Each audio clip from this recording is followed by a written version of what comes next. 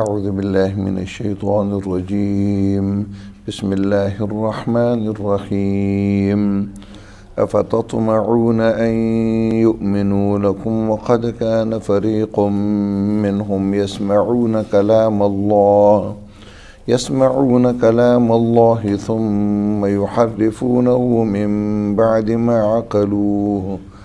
ثم يحرفونه من بعد ما عقلوه وهم يعلمون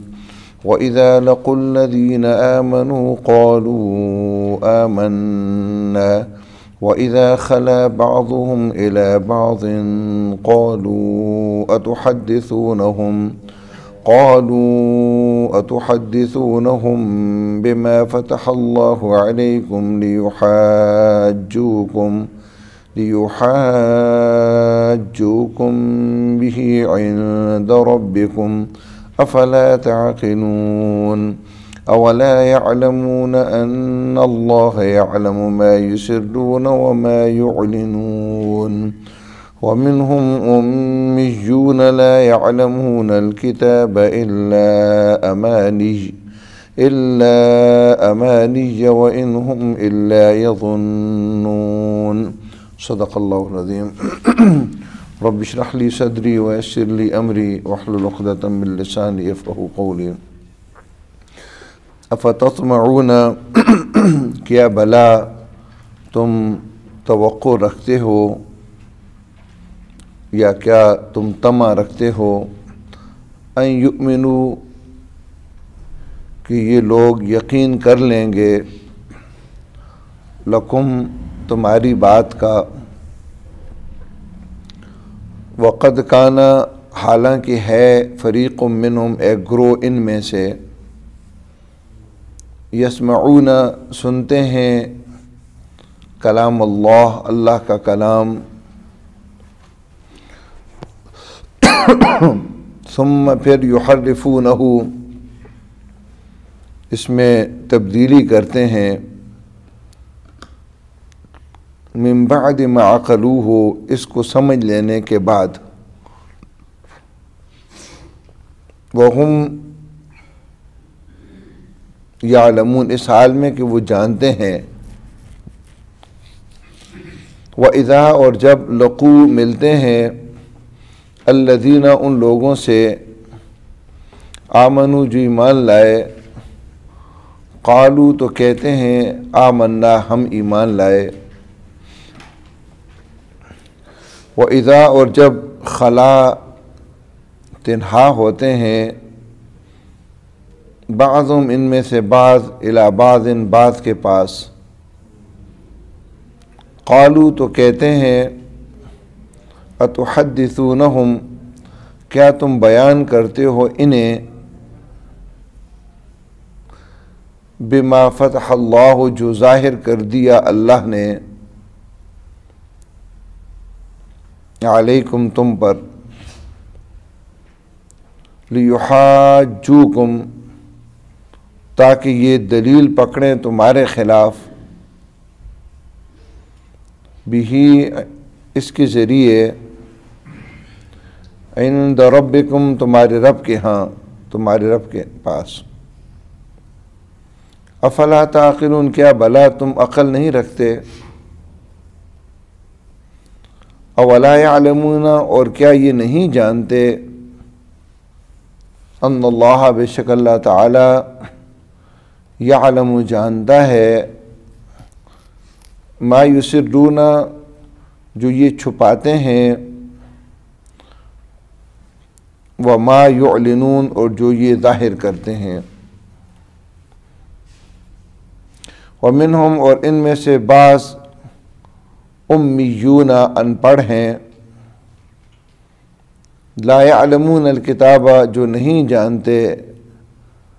کتاب اللہ کی کتاب کو الا سوائے امانی یا آرزوؤں کے وَإِنْهُمْ اور نہیں ہے یہ الا مگر یظنون گمان رکھتے ہیں بنی اسرائیل کے واقعات کا سلسلہ جاری ہے۔ یہاں جو آج آیات شروع ہو رہی ہیں، یہ آیات اور اس کے بعد کچھ مزید آیات نبی صلی اللہ علیہ وسلم کے دور کے یہودیوں کے بارے میں ہیں۔ اس سے پہلے ان کی تاریخی باتیں تھیں اور اس کے بعد بھی وہ مضمون دوبارہ شروع ہو رہا ہے، لیکن درمیان میں آپ صلی اللہ علیہ وسلم کے دور کے مدینہ کے اندر جو یہودی تھے تو ان کا تذکرہ اللہ نے کیا۔ آپ صلی اللہ علیہ وسلم جب مدینہ میں آئے تو یہودیوں کے 3 قبائل آباد تھے، بنو نذیر، بنو قریظہ اور بنو قینقاع۔ آپ صلی اللہ علیہ وسلم کے آنے سے پہلے جب ان یہودیوں کی وہاں کے مقامی لوگوں کے ساتھ لڑائیاں ہوتی تو ان کو یہ دھمکیاں دیتے تھے اور انہیں کہتے تھے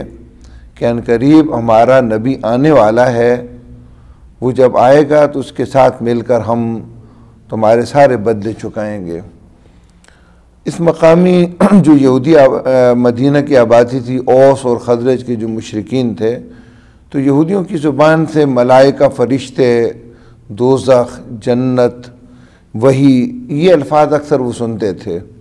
جبکہ مکہ کے مشرک تو یہ چیزیں نہیں مانتے تھے۔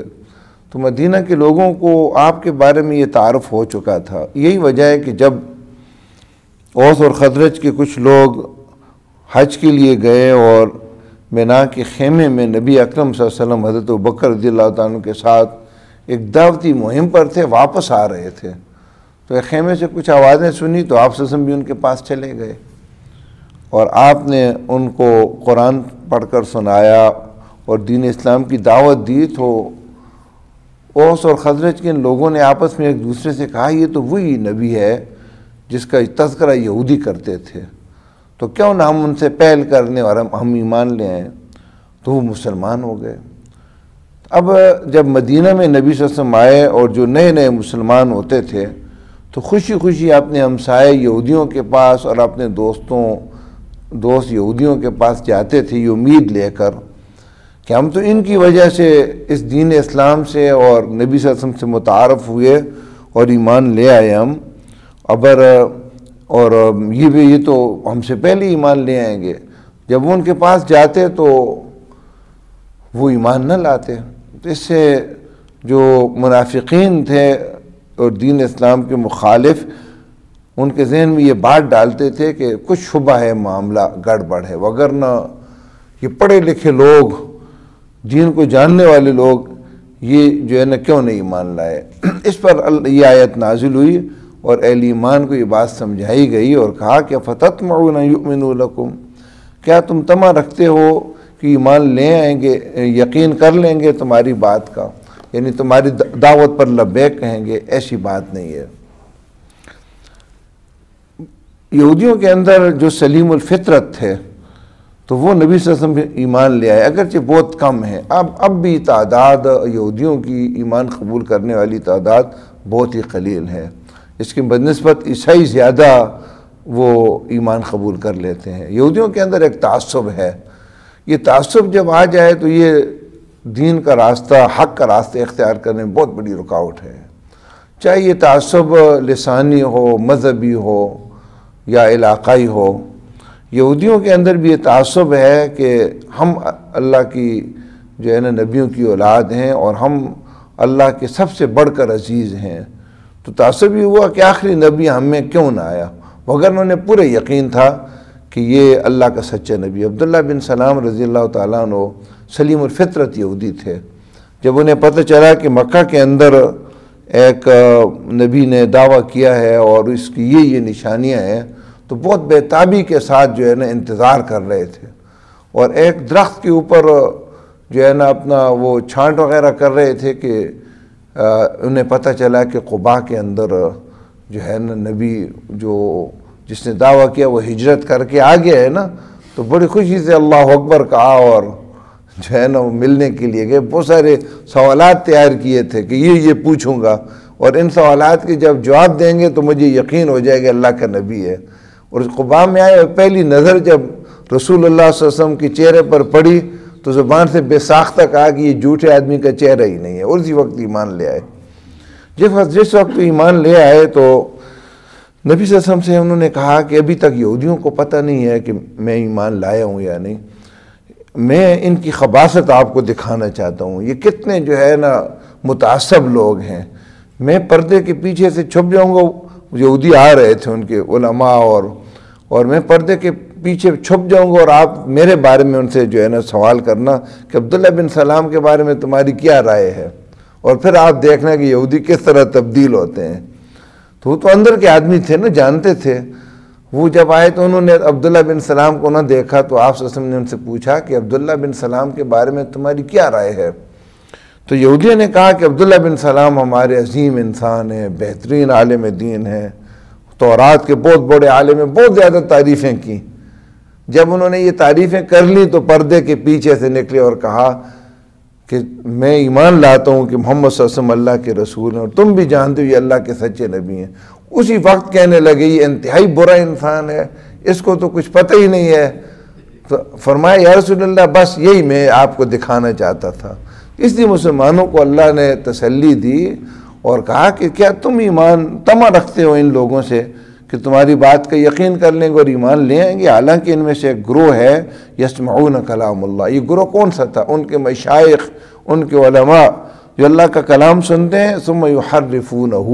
پھر اس میں تخریف کرتے ہیں۔ تخریف کا معنی ہے ایک تو تخریف یہ ہے کہ معنوی تخریف کرتے ہیں، تبدیلی کرتے ہیں،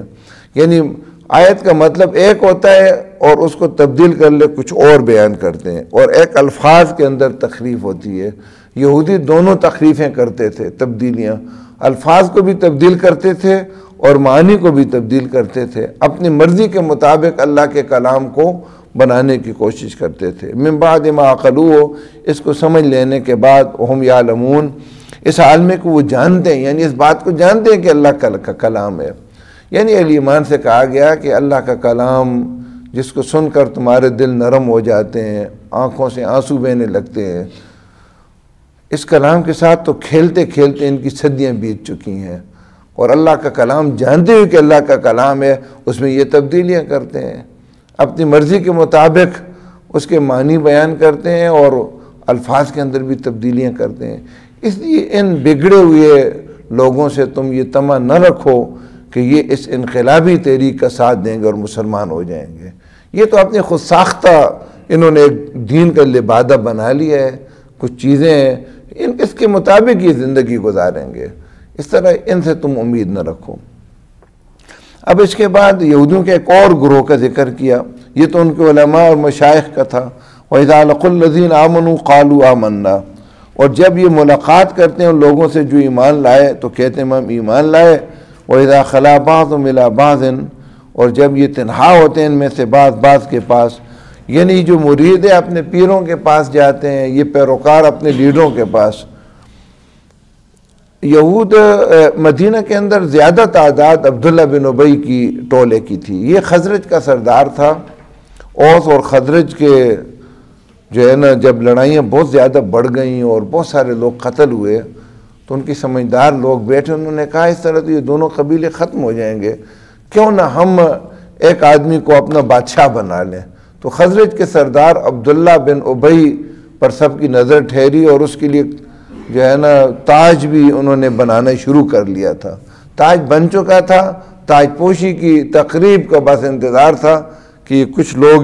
جب بھی میں نے ذکر کیا نا مسلمان ہو گئے اوس اور خزرج کے، انہوں نے جب مدینہ میں آپ صلی اللہ علیہ وسلم کا ذکر کیا تو مدینہ میں تیزی سے اسلام پھیلنے لگا اور لوگوں کی ساری توجہ عبداللہ بن ابی سے ہٹ کر محمد رسول اللہ کی طرف چلی گئی۔ تو اس کے دل کے اندر ایک حسد پیدا ہوا کہ مجھے بادشاہ بنانے والے تھے اور اس نے سارا کھیل بگاڑ دیا ہے۔ تو یہ شروع میں تو کافر ہی رہا، بعد میں بدر کے بعد یہ ظاہراً مسلمان ہو گیا اور ایک بہت بڑا اس کا ٹولہ تھا۔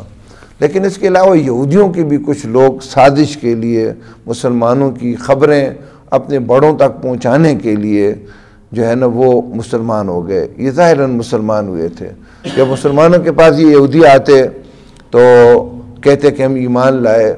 اور اپنے سرداروں کے پاس، اور اس ایمان لانے کا یقین دلانے کے لیے بعض اوقات تورات کی آیات بھی پڑھ لیتے ہیں ان کے سامنے، اور انہیں کہتے ہیں کہ ہمارے علماء نے یہ نشانیاں نئے نبی کی بیان کی ہیں اور یہ محمد صلی اللہ علیہ وسلم میں پوری کی پوری اترتی ہیں، یہ نشانی بھی بیان کر لیتے۔ جب یہ اپنے بڑوں کے پاس جاتے تو وہ انہیں ڈانٹتے اور انہیں کہتے کہ اللہ نے ہمیں جو کچھ بیان کیا ہے، ظاہر کر دیا ہے، تم اب مسلمانوں کو وہ باتیں بتا رہے ہو، کل قیامت کے دن یہی مسلمان تمہارے خلاف دلیل پکڑیں گے، دلیل لائیں گے، حجت پیش کریں گے کہ اللہ تعالیٰ اگر یہ کافر رہے تو جان بوجھ کر رہے، وگرنہ انہوں نے تو ہمیں خود کہا تھا کہ تورات کی فلاں فلاں آیت میں اس نبی کا ذکر ہے، تو جانتے بوجھتے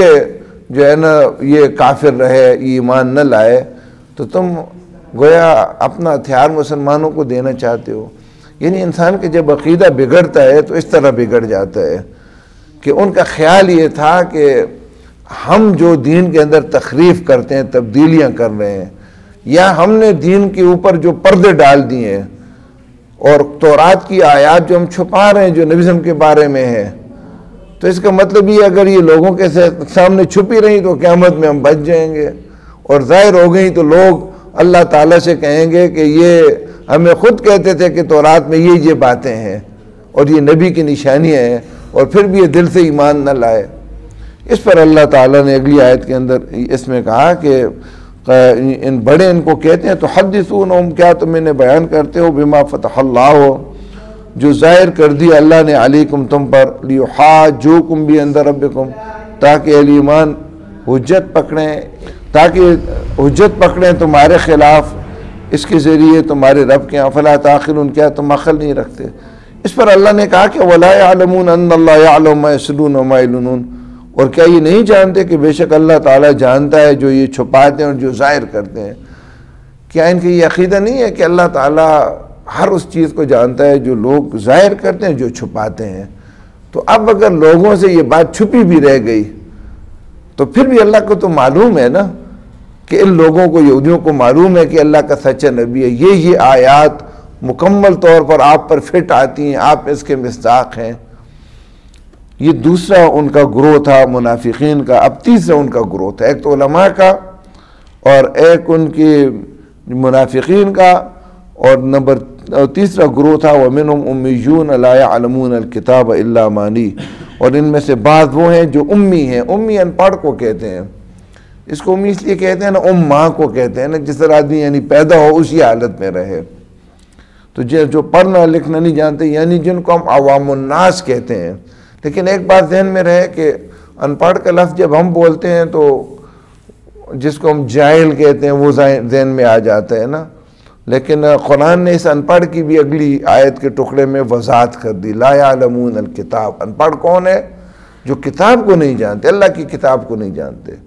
ان پڑھوں کی بھی پھر دو قسمیں بن جاتی ہیں، ایک تو وہ جو کچھ بھی نہیں جانتے، ایک وہ جو دنیاوی علوم میں تو ممکن ہے پی ایچ ڈی ہوں وہ، لیکن اللہ کی کتاب کو نہیں جانتے، تو اللہ کی کتاب کے لحاظ سے وہ ان پڑھ ہیں، وہ جاہل مطلق ہیں۔ دنیا میں آج بھی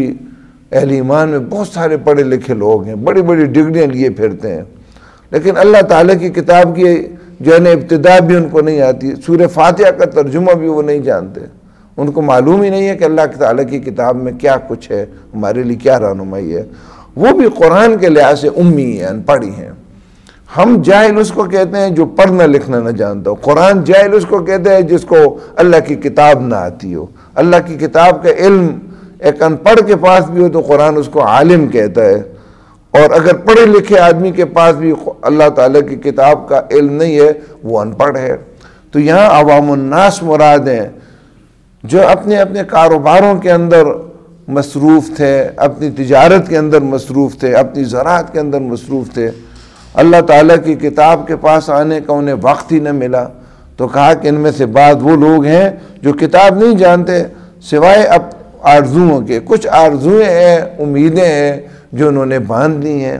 اور یہ بھی ان کے علماء سو نے ان کو آرزویں دلائی ہیں۔ وہ آرزویں کیا ہیں؟ خود قرآن نے ان میں سے کچھ کا ذکر کیا کہ اب کل کی آیات میں آ رہے، ایک آرزو یہ تھی ان کی کہ لن تمسنا النار، ہمیں آگ نہیں چھوئے گی۔ کیوں نہیں چھوئے گی جی؟ اس لیے نہیں چھوئے گی کہ ہم انبیاء کی اولاد ہیں، الا ایام معدودہ، اگر چھو بھی لیا تو چند دن ہی، اس کے بعد پھر ہم جنت میں چلے جائیں گے۔ ایک آرزو حدیث میں آتی ہے، ایک آرزو ان کو یہ دلائی گئی تھی کہ تم ابراہیم کی اولاد ہو، اگر اللہ تعالیٰ نے تمہیں دوزخ کا حکم دے بھی دیا اور فرشتے تمہیں لے کر دوزخ کے کنارے پر جب پہنچیں گے تو تمہارے دادا حضرت ابراہیم کھڑے ہوں گے، فرشتوں سے کہیں گے میری اولاد کو کہاں لے جا، وہ فرشتے کہیں گے کہ اللہ نے کہا ہے کہ دوزخ میں، ان سے چھین کر پکڑ کر جنت میں ہمیں لے جائیں گے۔ یہ آرزو تھی ان کی۔ اس کے علاوہ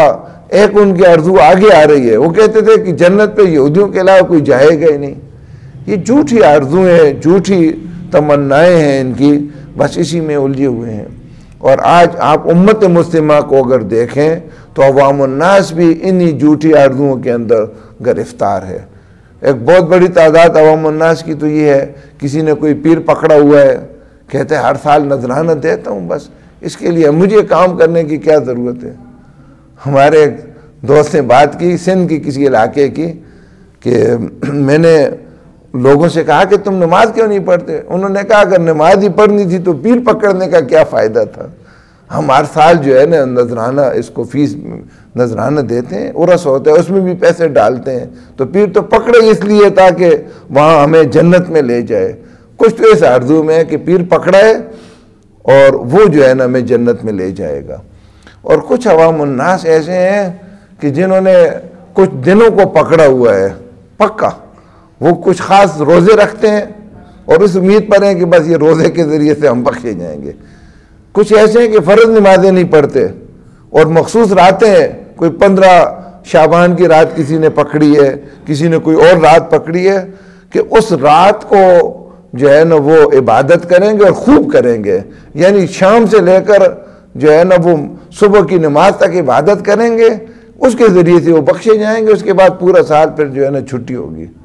اور کوئی تو ایسے بھی ہیں کہ رمضان کے آخری جمعے میں وہ پتہ نہیں اس کو کیا کہتے ہیں، ساری زندگی کی کہتے ہیں نمازیں قضا ادا ہو جاتی ہیں، اس کو جی قضاء عمری اس کا نام رکھا ہوا ہے۔ یہ ہیں وہ آرزویں جن کے اندر پڑھ کر جب اللہ کی کتاب کے پاس لوگ نہیں آتے نا، اور اس میں ان کے لیے جو فرائض ہیں، ان کے لیے جو اللہ تعالیٰ نے ان کی کتاب میں ان کے لیے جو ذمہ داریاں ہیں، جنت کا اور دوزخ کا راستہ جو واضح کیا ہے، جب اس کے قریب نہیں آتے تو پھر اپنی اپنی آرزویں ہیں، سبز باغ ہیں، ان کے بعض پیروں نے یا علماء سو نے ان کے سامنے رکھے ہوئے ہیں، وہ ان سے اس کے ذریعے سے ایک سودا ہے، دنیاوی مفاد حاصل کرتے ہیں، اور ان کو جو ہے نا جنت کا ٹکٹ انہوں نے دنیا کے اندر ہی دے دیا ہے، اور وہ خوش بالکل جو ہے نا بے فکر ہیں، اور ان آرزوؤں کے اندر، ان گمان کے اندر وہ زندگی گزار رہے ہیں۔ اس لیے فرمایا کہ یہ سیدھے راستے پر نہیں آئیں گے، نہ ان کی عوام الناس سے تم توقع رکھو کہ وہ آرزوؤں سے نکلتے ہی نہیں۔ اور حقیقت یہ ہے، یہ جو ہے نا صرف ظاہراً تو یہودیوں کا تذکرہ ہو رہا ہے نا، لیکن آپ بات ذہن میں رہے، اگر کسی امت کے علماء اس بات پر تل جائیں کہ ہم نے حق کی پیروی نہیں کرنی ہے، ہمارا اپنا جو راستہ ہے اس کو ہم نے چھوڑنا نہیں ہے، وہ تعصب کے شکار ہو جائیں، اور عوام الناس تجارتوں کے اندر، زراعتوں کے اندر دنیا کے جمیلوں سے ان کو وقت ہی نہ ملے کتاب کے پاس آنے کا، اور علماء ان کے جو اپنے جو من پسند علماء سو ہوتے ہیں وہ ان کو کچھ کام بتا دیں، بس یہ کام کر لو۔ اب عجیب بات ہے نا کہ ایک آدمی سودی کاروبار کرتا ہے اور اس کا جو ہے نا پیر اگر یہ کہے کہ یہ کلمات تم ادا کر لو تو بس جنت تمہاری جو ہے نا حصے میں آ گئی ہے، وہ اس کو یہ نہیں کہتا کہ پہلے تو جو ہے نا اس کنویں سے جو ہے نا چوہا نکالو پھر ڈھول نکالو۔ اب ڈھول تو تب نکالے گا نا جب چوہا نکالے گا تو ڈھول پاک، کنواں پاک ہوگا۔ وہ چوہا اس کے اندر پڑا ہوا ہے اس کے بارے میں نہیں کہتا، جو ہے نا وہ اگر اس نے پرائی زمین جو ہے نا دبائی ہوئی ہے، قبضہ کیا ہوا ہے بھائی کی، اچھا یہ اسے نہیں کہتا کہ جب تک یہ زمین نہیں دیتا تمہاری خیر نہیں، اس کو ڈراتا نہیں ہے۔ ایک بات ہے نبی صلی اللہ علیہ وسلم نذیر بھی تھے، بشیر بھی تھے، جو نیک لوگ ہیں ان کو بشارت دینے والے تھے، جو برے لوگ ہیں ان کو ڈرانے والے تھے۔ یہ صرف بشارتیں ہو نا اور ڈرانے کا کام نہ ہو تو پھر یہی آرزویں بن جاتی ہیں، اور ان آرزوؤں کے سبز باغ میں آدمی زندگی گزارتا ہے اور اپنے آپ کو جنت کا ٹھیکیدار سمجھتے اور اپنی جو خامی ہیں وہ ان کو دور نہیں کرتا، جو خامی آخرکار اس کو دوزخ کا شکار کر لیتی ہیں۔ دین بالکل واضح ہے، کچھ حلال ہے کچھ حرام ہے۔ ایک آدمی جب حرام میں ملوث ہوتا ہے نا اور اس سے نکلتا نہیں ہے تو اس وقت تک جو ہے نا اس کی اچھائیاں بھی قبول نہیں ہوتی، نہ اس کی نماز قبول ہوتی ہے، نہ اس کا روزہ قبول ہوتا ہے، نہ اس کا حج قبول ہوتا ہے، نہ اس کی زکوٰۃ قبول ہوتی ہے۔ آپ کے کپڑے اگر ناپاک ہو، یہاں گندگی لگی ہوئی ہو، اور آپ ساری رات اگر جو ہے نا عبادت کریں تو کیا آپ کی عبادت قبول ہوگی؟ یہ تو کپڑے ہیں نا۔ اور آپ کی اگر جسم کے اندر حرام ہے، آپ کا نبی صلی اللہ علیہ وسلم نے فرمایا کہ ایک آدمی پر گندا بال ہوتا ہے، اس کے بال بکھرے ہوتے ہیں، کپڑے میلے، ایک لمبا سفر کر کے آتا ہے اور بیت اللہ کے دروازے کو پکڑ کر رو رو کر دعائیں مانگتا ہے، لیکن فرمایا اللہ اس کی دعا کس طرح قبول کرے کہ اس کا گوشت حرام کا، اس کا خون حرام کا، اس کا لباس حرام کا، اس کی تو دعا قبول نہیں ہوگی۔ اس لیے کچھ چیزیں بالکل واضح ہیں، عوام الناس کو جو ہے نا کسی غلط فہمی میں نہیں ڈالنا چاہیے، وگرنہ کل قیامت کے دن علماء کے یہی گریبان پکڑیں گے کہ آپ نے تو ہمیں یہ باتیں نہیں کہی تھی، آپ نے تو کہا تھا یہ اذکار تم کرو، فلاں رات کو نماز پڑھ لو، فلاں دن کا تم روزہ رکھ لو، بس جنت کا سارے دروازے تمہارے کھول دیے گئے۔ اس لیے ان آرزوؤں سے جو عوام پڑ جائے نا پھر بڑا مشکل ہوتا ہے ان کو سیدھے راستے پر لگانا۔ اگر سستی جنت ملتی ہو تو کیا ضرورت ہے مشکل جنت خریدنے کا نا؟ شارٹ کٹ اگر ہو نا تو پھر لمبے راستے سے کون جاتا ہے؟ اس لیے لیکن عوام الناس بری ذمہ نہیں ہے، یہ بات ذہن میں رہے۔ عوام کو اللہ نے عقل دی ہے اور ان کو اللہ تعالیٰ نے وقت بھی دیا ہے، ان کا کام یہ تھا کہ اللہ تعالیٰ کی کتاب کے وہ قریب آتے اور اس سے وہ پوچھتے کہ صحیح راستہ کون سا ہے اور جنت کا صحیح راستہ کون ہے، اور ان آرزوؤں کے جو ہے نا جادو سے باہر نکل کر اپنی اصل ذمہ داریاں سمجھتے تو انہیں پتہ چلتا، اللہ کی کتاب ان کو بتا دی کہ یہ کام تم نے کرنے، یہ تمہارے لیے لازم ہے، اور یہ کام نہیں کرو گے تو دوسرے کام جو ہے نا تمہیں فائدہ نہیں دے سکتے۔ دوسرے کام تو تبھی فائدہ دیتے ہیں کہ بنیادی طور پر آپ ٹھیک راستے پر ہو۔ آپ جو ہے نا غازی کی بجائے حضروں کے راستے پر جا رہے ہوں، اور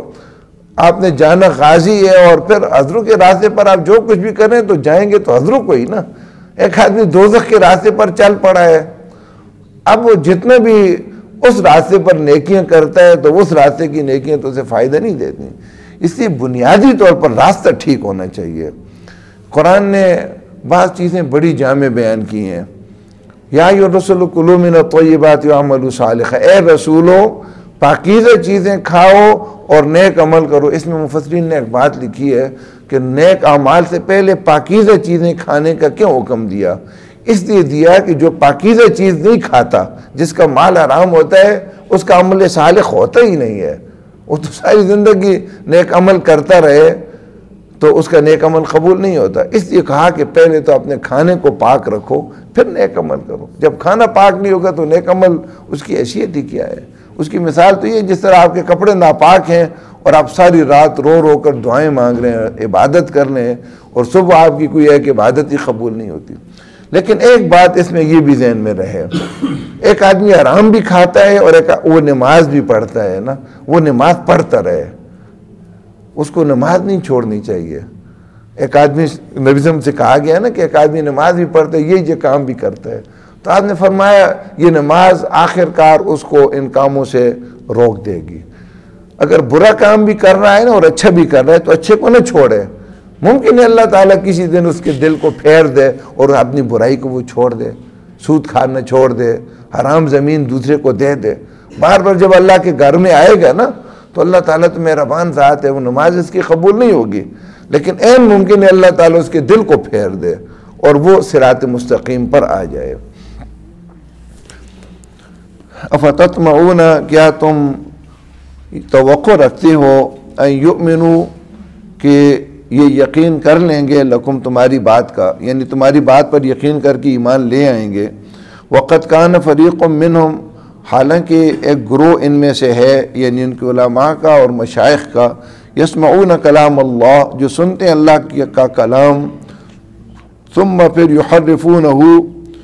اس میں تبدیلی کرتے ہیں، من بعد ما عقلوہ، اس کو سمجھ لینے کے بعد، ہم یعلمون، حالانکہ وہ جانتے ہیں یعنی اللہ کا کلام ہے، پھر بھی تبدیلی کرتے ہیں۔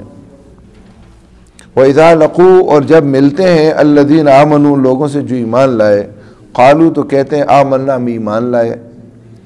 وَإِذَا خَلَا اور جب تنہا ہوتے ہیں بعضهم ان میں سے بعض الی بعض بعض کے پاس،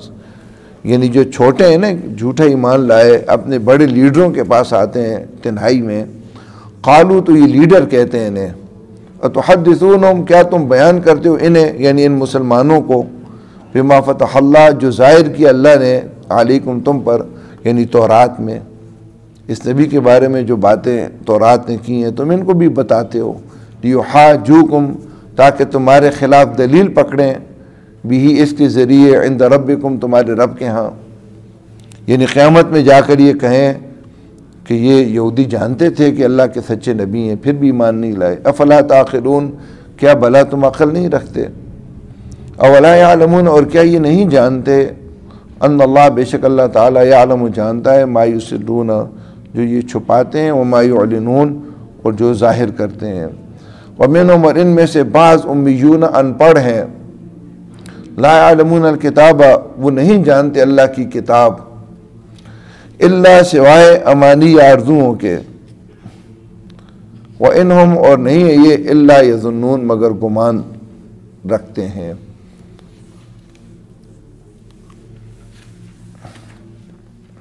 آمین الحمدللہ رب العالمین والعاقبۃ ربنا آتنا فی الدنیا حسنۃ وفی الآخرۃ حسنۃ وقنا عذاب النار رب اجعلنی مقیم الصلاۃ من ذریتی ربنا اغفر لی ربنا آتنا فی الدنیا حسنۃ وفی الآخرۃ حسنۃ وقنا عذاب النار اللهم اعنا على ذکرک وشکرک وحسن عبادتک اللهم احسن عاقبتنا فی الامور كلها واجرنا من خزي الدنيا وعذاب الآخرة اللهم ثبتنا على الإسلام اللهم نور قلوبنا بنور الإيمان اللهم زين أخلاقنا بنور القرآن اللهم ارنا الحق حقا وارزقنا اتباعه وارنا الباطل باطلا وارزقنا اجتنابه اللهم ثبتنا على الإسلام اللهم نور قلوبنا بنور الإيمان وصلى الله تعالى على خير خلقه محمد وآله وصحبه أجمعين۔